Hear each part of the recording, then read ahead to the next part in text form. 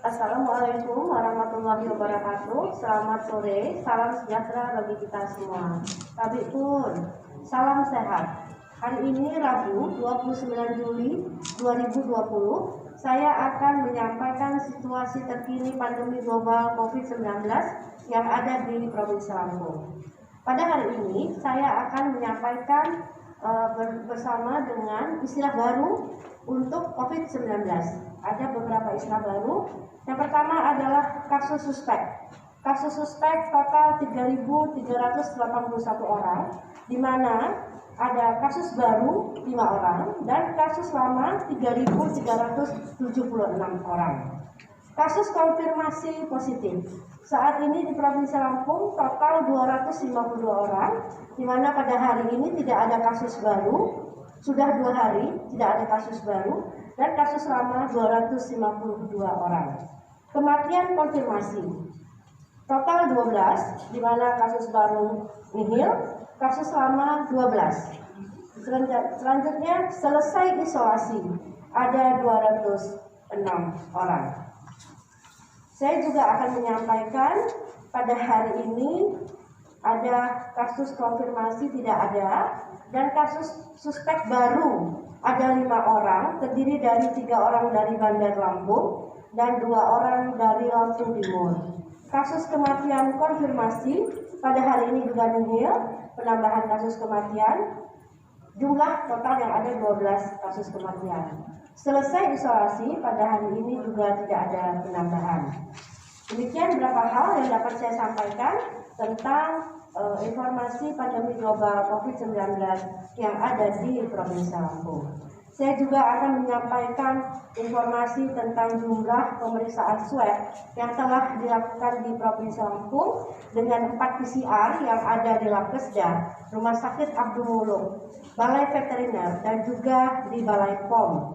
Juga dengan kita punya tes cepat molekuler 3 buah yang ada di Rumah Sakit Menggala, Rumah Sakit Ayani, dan Rumah Sakit Pringsewu, dan 1 buah viral load yang ada di Rumah Sakit Abdul Muluk. Total kumulatif swab yang sudah diperiksa sampai dengan hari ini 4.143, di mana yang positif 356, yang negatif 3.787.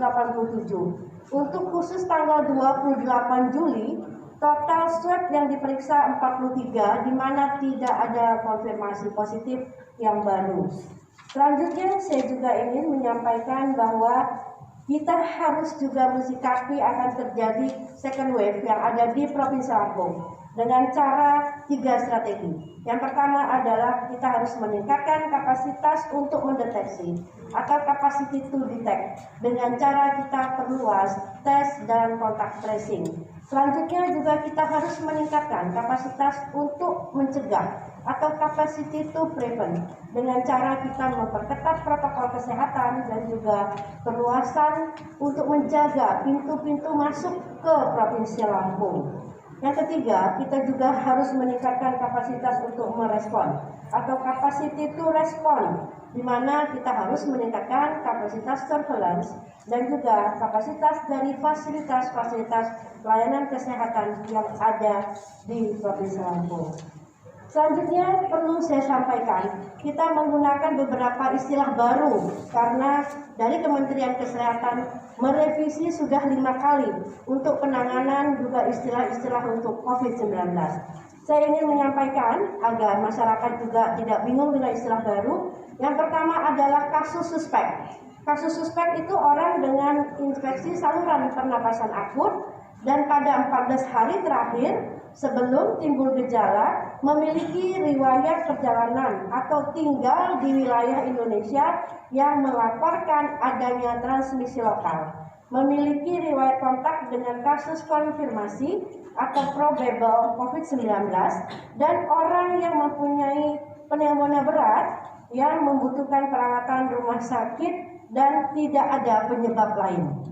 Selanjutnya kasus probable. Kasus probable adalah orang dengan infeksi saluran pernapasan akut berat meninggal dengan gambaran klinis yang meyakinkan COVID-19 dan belum ada hasil pemeriksaan lab PCR.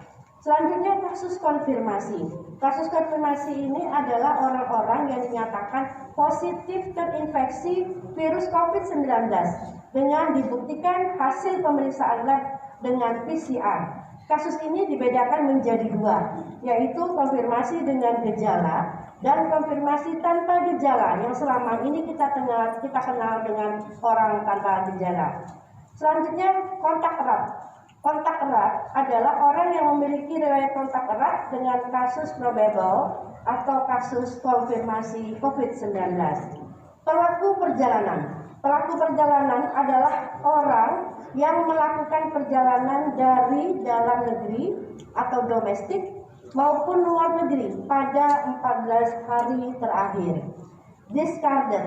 Discarded ini adalah orang dengan status kasus suspek dengan hasil pemeriksaan lab PCR 2 kali negatif selama 2 hari berturut-turut dengan selang waktu lebih dari 24 jam, dan orang dengan status kontak erat yang telah selesai masa karantina 14 hari.